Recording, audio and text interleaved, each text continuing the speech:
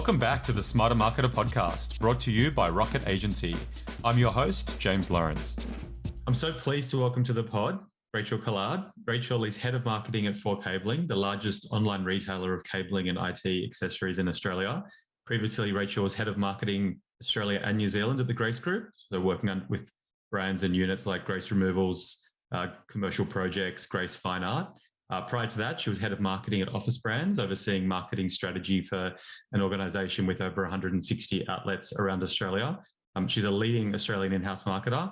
Racquel, welcome to the pod. Thank you. It's good to be here.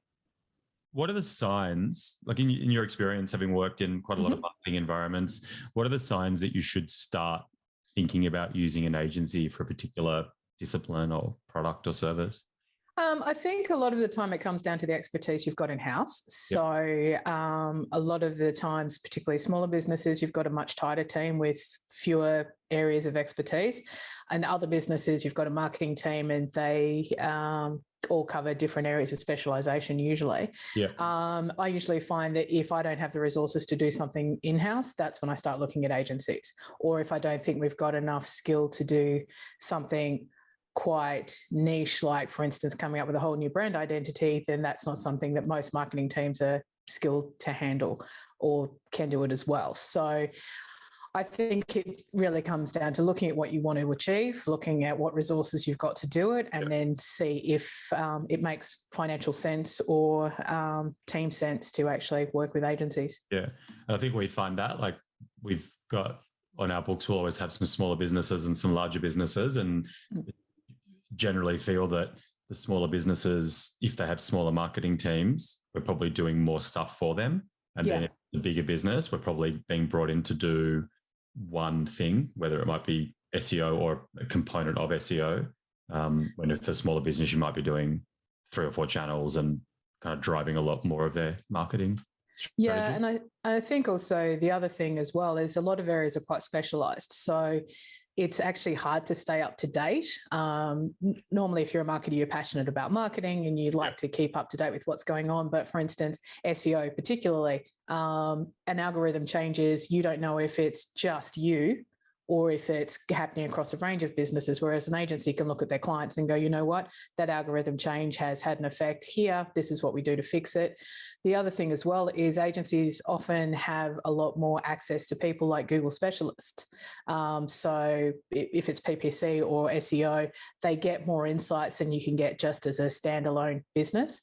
So those kinds of things are very valuable because they really help with the sanity check. So a lot of times, if you're just marketing one business, you're operating in a little bit of isolation, and that's fine. You know your business better than any agency ever will, but they can look at it from a big picture and say, okay, you've got some opportunities here, or this algorithm's changed. We've got to make a quick fix here, or even things like web developers and agencies there. There's a security patch you need to install. You've got to do it urgently. If it's one of 100 emails in your inbox, you may not think it's a priority, but if your agency calls you and says, this is important because people are getting hacked, then you get it done. And that's right. Yeah. And that's kind of, I guess, because we're talking before we jumped on here, like we're not trying to say, I'm not trying to push an agency agenda and you're not trying to push an in-house agenda, but I think that's how we will often position, like why use Rocket versus in-housing something. It's that we do, we might be running 60 campaigns that have very similar traits to yours, and you don't want to be a guinea pig on your own campaign. No. Sometimes you have to because you can't afford to use an agency to start off with. But I think, it's much easier to put learnings across a broad base of campaigns that are similar than it is to just on your own focus, optimize it. Even though, like for instance, 4Cabling, it's a very technical kind of business. So it's got very specific terminology and phrases that get used, and working with an agency, we have to provide that information. So, and there's a lot of things that, negative search words, you can't say that because we're going to end up randomly showing up in the wrong searches, that kind of thing. But a lot of that you can get from, the tools you use just to set up campaigns, but that expertise, you're not going to get that. The agency doesn't bring that to the table. That's what the client brings to the table. So, But yeah, the balance, it definitely helps. And if you can get that all working together, then obviously you benefit more than you can just on your own, or just letting an agency run with whatever they think is right, which is sometimes right and sometimes not. Yeah, that's it. So, I think that's exactly. And one of the big benefits of doing stuff in-house is you have dedicated team, generally more hours to do something, and you understand the business better, whether it's understanding what the sales team's up to or understanding what the product does, or industry jargon. That's something that's harder for an agency to wrap their head around. So yeah, and I think definitely wanting to discuss with you, how do you bridge the gap, right? How do you get the two working as effectively as possible together? Yeah, it's actually a hard juggling act, I will be honest, because I mean, essentially, usually when you're working with an agency, you've got your account manager and then you've got your specialists that are working on different elements of what you need. I think that's a lot of people to get into the loop of what it is that you do. And because they're not living it day by day, even in a marketing team for like a technical company, a lot of the time I don't know how to use Fiverr, but I've got a sales team that does, and I can go and ask them. So I think trying to keep that open, trying to probably direct a lot of the requirements, even though the agency is going to know what you need, for instance, in terms of SEO or branding, for instance. But what I do when I'm working with, for instance, design agencies or brand agencies, is we set up a framework, and I make sure that that framework is translatable for my team to then go and use. So, for instance, at Grace, when we did the rebrand, the agency knew that the plan was for us to do a lot of the ongoing design stuff in-house, but use the templates that they create, because that's the way I could get things done more quickly, much more cost effectively. But I had to frame that as part of the whole brief, saying you will then give us working files that we can then go and create sub files with, and things like social media templates, provide us with that, and then we'll fill in the gaps, spec sheets, fact sheets, that kind of stuff. So I think the best relationships I've had with agencies are when we've been really clear about what we want to get out of it internally, and then how it's going to live and breathe after we've done the initial project, or what it's going to look like on an ongoing basis. So, and if your agency's good, and if they're real people and they're not trying to sell you a solution that you don't necessarily need, they'll work with you on that. But you do need to drive it, and you do need to be checking results, and you do need to be making sure that you're getting what you need out of it. And that means it helps if you know what you're talking about. It helps if you know what your analytics look like, if you all agree on what the analytics are going to be for any particular project, or what the agreed outcomes are going to be. That's how we get the most value out of working with agencies. Yeah. And I think it was kind of part of the reason I wanted you to come onto the pod for this topic, because I think we've worked together in a few businesses now, first of all, Grace, and now for cabling. And I think you do a really good job of, I think, delegate, not abdicate. I think there's certain clients that will come to us and kind of we're meant to be some kind of magic wand, and it just it doesn't and work. That's going to fail on all fronts, isn't it? Yeah, that's right. I think understanding. I think the first bit that you touched on, we're people, and you're people, we're people, and people make mistakes, and people have strengths and weaknesses. But also just the idea that to actually make it work, it is a partnership, and it's so cliched, but it has to be, though, doesn't it? I mean, it's a cliche for a reason, I guess. So. Yeah, totally. So, I mean, I think the benefit, we both know, I think the benefits of using an agency for certain things. What, conversely, what would be situations or examples of when, signs you shouldn't work with an agency and you probably are best bringing something in-house? A lot of things, immediacy is a big one. So if if you're working with an agency on your social media, for instance, but you need to be able to react to something that happened in a day and it takes them a week to respond, or or you need artwork and you need it turned around quickly because there's a deal that's waiting to happen and you can't wait for a few days, I think that's when you start looking at having those templates I mentioned earlier available for you to use internally. The other thing as well is a lot of times we do project work with agencies. So we set something up technically. So a good thing on that would be SEO, getting a site audit done, getting a list of all the things that we technically need to get fixed. And then we either decide to do that fix in-house, or we outsource it to developers, or we outsource it to the agency to do for us. But I think a lot of that, we make the call on one, what's the skill level we've got in-house, and two, what's the most effective way of getting this done? So is it urgent? Do I need to get it done now? I don't have the resources in-house, get the agency to do it, or it's not urgent. It's a list it's something we'll add to the to-do list, and we'll just, schedule it to happen in-house.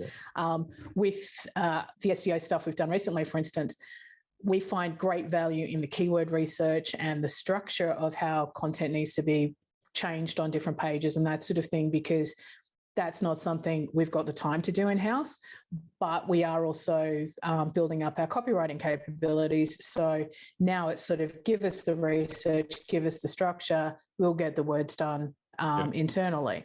That wasn't the case originally. It's just that we've managed to get the resources in-house, and it makes more sense. Yeah. Well, yes. You're doing lots more auditing now. But I think we did. We had that conversation with our account manager. It was, okay, we've got this resource now. So how are we going to best utilize the time you guys are spending? By the way, we haven't reduced the retain. We're just getting different stuff from you. So, but I think that's like, we have a value due right by the client. So, but it does. I will always say it doesn't make sense to do something with an agency that you can do in house. So I think, like you said, like use agencies strategically, use them to do like the auditing strategy bit, which will kind of set the roadmap, set the strategy for moving forward, whether it's Google Ads or whatever it might be, because we probably have seen it before. When otherwise you're probably shooting in the dark a little bit. But why would you pay one of our copywriters to sit there in an agency working on copy for a product that we don't even really understand if you've got a reason? And that's what we did find with our content. I mean, it is just, yes, I can give you headings on what it all is, but you guys don't know the difference between Cat 5e, Cat 6, Cat 6a, and why you would use them. Whereas I've got a salesperson sitting right there who I can pick their brains and get the answers and then put it into a sentence that I may or may not understand completely, but or be interested in. But, it's going to get me much better quality content for that particular one. Things generally though, but then I suppose outsourcing to copywriters as well is also outsourcing still. But so I think that kind of thing, it definitely makes sense. I think the one thing I will say about agencies, and one thing about working with you guys, open and honest communication, again, another cliche, but without it, there's too many smokes and mirrors, or you're just not honest with each other. And the reality is, if I can do something cheaper in-house and I've got to return an ROI for my board, so you guys have got to return an ROI for your clients, why wouldn't I be upfront with you about that and say, okay, and these are the skills I've got, or these are the skills we're developing in-house, and work out the best way to get the most bang for our buck. And it's, I think, like that, for probably maybe for younger marketers listening to the pod, like often you kind of think that by front-footing it, by being transparent about, hey, we're thinking of hiring for this role, or we're thinking of in-housing this, that the agency is going to lose their mind or cut you. It's like, no, that's fine. We can move the scope around. Like we'll take that out and sub something in, or we can just reduce the scope. Because it is like, generally, if we're driving value for a client, they'll retain us, build trust, budgets go up over time, and everyone wins. But I think don't be shy to have a very frank conversation with your agency partner Definitely. about thinking maybe we'll take this part of the scope in-house because we think we can do it better. And often if there's tension in one particular area, removing that can then allow the rest of the work to be done more smoothly and better. I think that's a good that's true. I mean, we know that we pay a certain amount to an agency. These are the number of hours that you're working on. You know that in the background. You know that those are the outcomes you want to get. But, if you start upskilling in-house, that means you can spend those agency hours on something else that may be something that you couldn't afford to do previously. So it's a good way of progressing through your marketing plan. What are you kind of keen for in your experience? And, we're only a subset of the types of providers that you would engage. Like we do, fundamentally Google Ads and SEO and paid social. what are the types of services or offerings you have found to generally work best using agency partners, and what are the types of things that you find in your experience are best done by you and your team in-house? A lot of it actually really depends on the size of the team in the business. So if you can, things like community management on social media, I think is definitely best done in-house because it's your brand, it's your people, you're better to represent it. But then things like scheduling regular social media posts, is that something that's, if you've got a really small team who are time crunched, then that might be something that you can outsource, but you still have to develop the calendar and the content and the strategy. So a lot of the times with the scheduling tools you've got, it's easier to do it yourself at the same time. I think branding is something I definitely outsource every time. And the reason for that is it gives you an outside view of your business and where you want to be, where you think you are, where you want to go, that kind of thing. And there's more discipline around that kind of structure. So I think branding is something, one, you don't scrimp on, and two, I definitely get specialists in. For larger businesses, web development and web maintenance, often quite expensive to have, particularly if you've got something like a Magento website or a major Shopify instance, that kind of thing. But they bring expertise that it's actually really expensive to have in-house anyway. So with that, for instance, for cabling, we've got web developers who do our maintenance, and every time we do an iteration of the website, they do the build. We work with them very closely. And then I've got... They're external? They are external. And then I've got an internal e-commerce guy who does all of my product uploads and everything like that, and then optimizes, does a lot of the technical stuff on the SEO side when you guys have given us a template to say this is what you've got to fill in, or these are the issues that the technical audit's revealed. SEO, PPC, for really tight budgets, I have done them in-house, but I always find that they get to a point where the results plateau. So whilst a 300% ROI might look great, I know that if I work with an agency, all of a sudden that could triple just because they're looking at it differently and they've got access to tools I can't afford to have. That's another thing for SEO as well.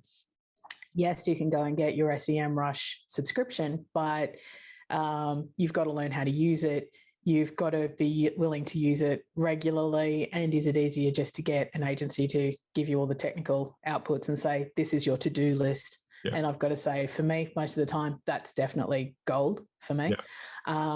PPC, that one, usually if you've got a big enough ad spend, I'd be definitely sending it to an agency, but then I'd also be looking at the metrics really, really carefully and keeping them accountable, because an agency is going to go for the low-hanging fruit and they're going to go for the best results. But sometimes we've got to, as a client, say, okay, I know that product category is delivering you a much better ROI, but I need you to make sure that we are present here because this is gold for us, even though it doesn't look like it on your metrics. So that kind of thing is really quite important. Copywriting, so many copywriting freelancers out there. If you get one that's really good at your area of technical expertise, really quite hard to find those in agencies. So it is oftentimes better to either employ them in-house or outsource to a very specialist copywriter if that's kind of what you need to do. But those are probably the main areas we look at. A lot of graphic design we do outsource, but these days I've usually got an in-house designer. So if they get provided with really good templates and really good structures and a really good style guide, I can usually generate a lot more content in-house. And for things like catalogs, that's invaluable. So because catalogs, huge projects, if you outsource them, they cost you a fortune. But if you've got a designer in-house who, can work on it over the next 6 months in between EDM headers and social media posts and everything like that, it's much more cost effective to do it in-house. So lots of trade-offs, but ultimately with all of that, the decision is, what's the plan? What are the outcomes we're looking for? And then what's the best way to actually resource it? And I think that happens at any size business. If you don't have a plan, then you're probably not going to be moving forward. I think With the websites, we have had e-commerce managers in-house, but the trade-off there is either they're not as good at product and they're really good at programming, and they want to play with things in the programming, or you look at it as, this is my shop front, stop messing with the back end, and maybe make it more about the products that we're selling. So a lot of that really technical stuff, ideal to outsource, particularly because it's hard or expensive to have in-house. Yeah, I think that's a really good summary. Like, I think all the things you touched on there are probably similar observations that we have, pretty much bang on. And then it really then just comes down to size and need, where I think as businesses do get bigger and you can start having more than one person in a particular seat of expertise, then maybe you start looking at in-housing more stuff. But if you're kind of relying on half of an expert to do a technical job, often they kind of, it's hard to get someone, it's hard to know they're good, and you're kind of probably best off, rather than other headcount and training and recruiting and whatever else, use an agency that is proven. I think that's really good. What I think we've probably touched a little bit on it so far, but okay, let's pretend that you've decided to use an agency for a particular piece of work. In your experience, how do you get the most from an agency? A lot of it is how you start. So having really clear parameters about what the project looks like, what the expected outcomes are, who's doing what parts, making sure that you're not operating in isolation and that you have communicated exactly what it is you do want, but that does require you to know what the goals are in the first place. I think be open with input that comes back, because obviously an agency is a specialist in an area, you've chosen to work with them for a reason.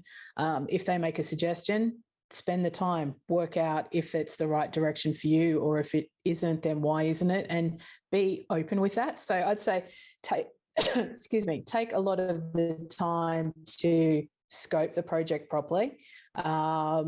Make sure everybody knows exactly what the outcomes are going to look like, because things, particularly for like a website build, for instance, we've just gone through another one recently, and how we thought the API was going to work is not how the API actually did work. And then we had two suppliers on the API and they both had completely different viewpoints. And that was, a data integration piece that was quite complicated. We all thought we were on the same page and speaking the same language. Turned out we weren't. We fixed it. But that kind of thing, if you can avoid those kinds of problems as much as possible, totally makes sense. I think, again, that communication piece. So be honest about what you're trying to achieve. Don't try and say, I don't know, some people with agencies want to present themselves as being bigger and bolder and brassier than they actually are, and they don't want to show any vulnerabilities. But the reality is, if your agency doesn't know what you need help with, they can't help you with it. Okay, you might have to take a knock to your ego, but maybe get over it and try and get the best results. But yeah, I think that clarity to start with, and then timeframes. So scope, budget, timeframe, knock those on the head, get everybody on the same page, and then make sure you've got KPIs that everyone is accountable for and you can keep track, so you don't get to the end of the project and find out that something slipped. Make sure that you're measuring things as you go through. So and I think it comes back. Yeah, that's it. It comes back so much to the point around, we're thinking of actually bringing something back into house, just have an open conversation about it. Same thing, because we're on the other side of the fence, and so many prospects will come to us and they'll be guarded about budget, or they'll kind of be guarded about giving us access to certain things. And it's like, no, you don't have to go with us. There's a bunch of other agencies that, you can get quotes from and work out whether it's a competitive price and whether the budget's right. But just give us everything. Tell us exactly what you need to achieve and what resourcing you have to do it and what's working, what's not. And then we'll tell you if we think we can help you or not. But I think there is this kind of, it's almost this game where people are kind of keeping their cards close to their chest, and I'm not actually sure it helps anyone. It is a hard one to get a lot of particularly C-suite people across. But the other thing I find as well, agency size is a huge issue. So if you're a small or medium-sized business, you want to be a big fish in a little pond, as opposed to a tiny little fish in a massive pond. So I think finding that kind of link, the only way you find it is talking budget, talking to them about what sort of clients that they're working with as well. Would you be a major player for them, or would you be a small one? Is that going to change the service level that you get? Because the reality is, we all work on the top 20% of our client list much more than we work on the bottom 80%.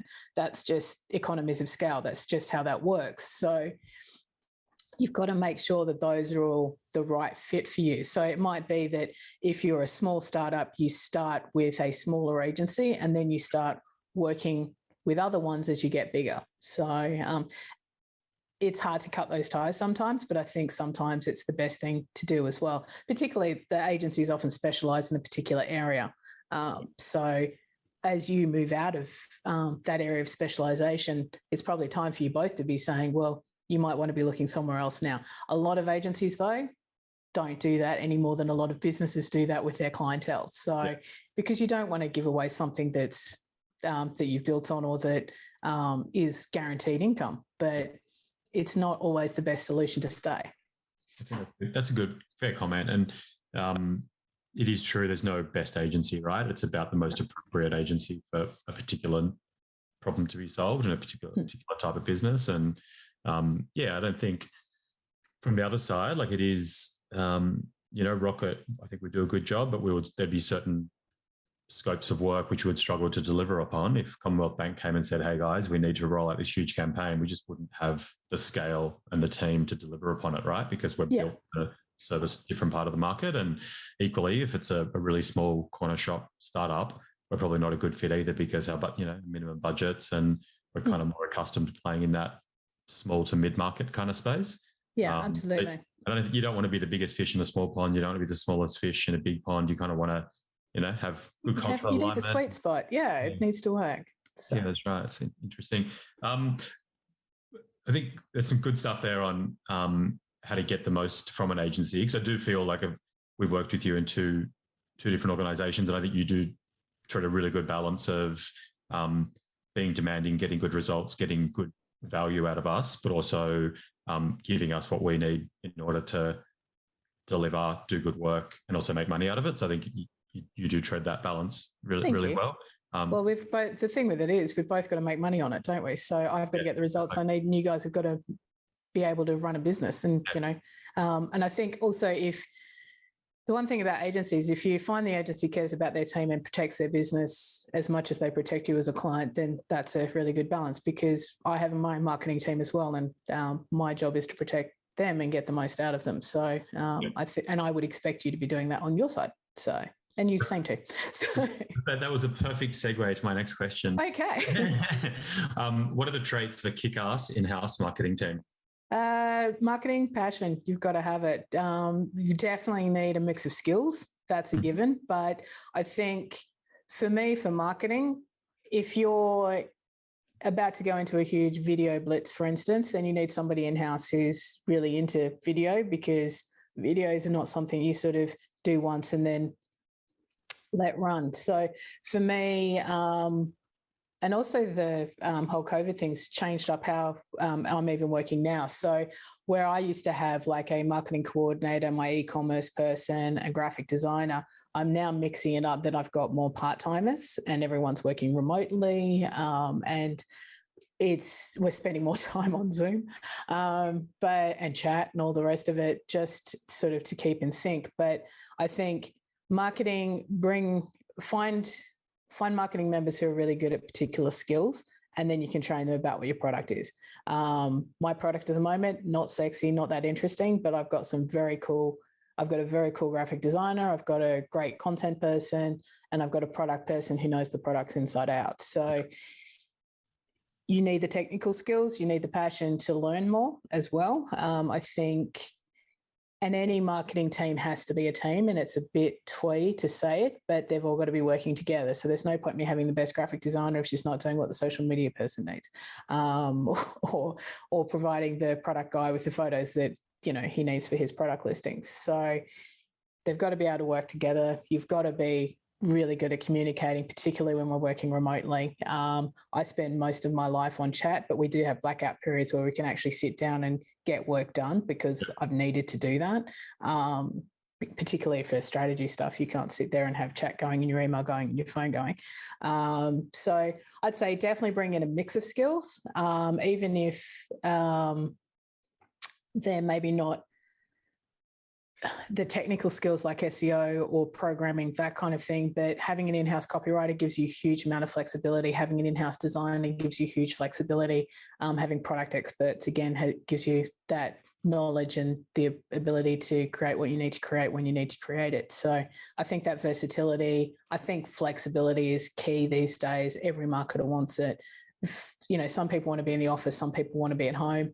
And I think we've got the tools now where we can do whatever works best for people. The other thing, the whole road to flexible working was actually only brought about in this organization, for instance, because we were forced to with COVID. So there were shutdowns. Was a great opportunity for us to demonstrate that we could still deliver the results needed and you didn't have to see us sitting in the office. And now we so value that. And that's a way to keep everyone motivated and the way to keep your team passionate, and it gives them the flexibility to do what they need to do with their families and all of that sort of thing. So I think, get a broad spectrum as much as you can for an in-house team. You will need specializations in your products to an extent, but you've just got to find what the balance is between what you're going to outsource, what you're going to have in-house, and make sure that you skill accordingly. So, Really good. I was kind of probably not a question I had on the list, but I think most organizations that I'm speaking to, whether it's other agencies or in-house senior marketers, recruitment and talent is just so tough at the moment. Nobody's responding.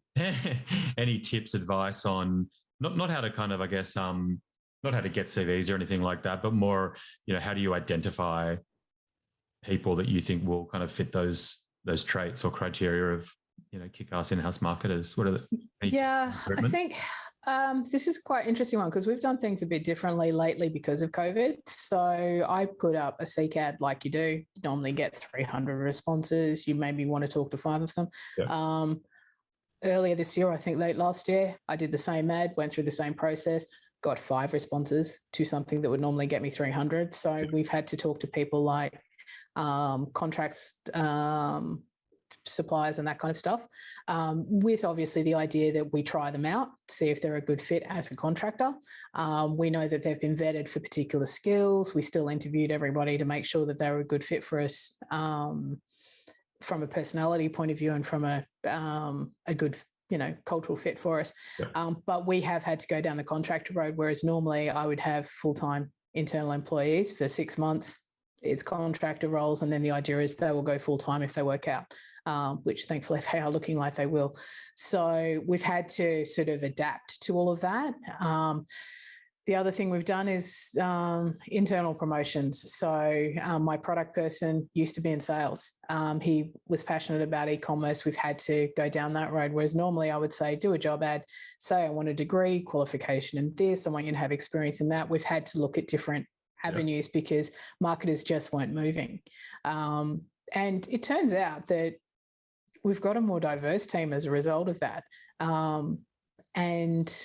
But I think it's a stronger one. So maybe this is a good thing. I mean, not just from the work from home thing, but also in the way that we are actually looking at what do we actually need from our marketers. So it's been an interesting one. But for me, it's been networking. So I've known people who were dealing with contractors. If I was looking, like I'm obviously head of marketing, I know a lot of senior marketers. If I was looking for a senior marketer, I'd probably just go and talk to them directly on LinkedIn or, pick up the phone.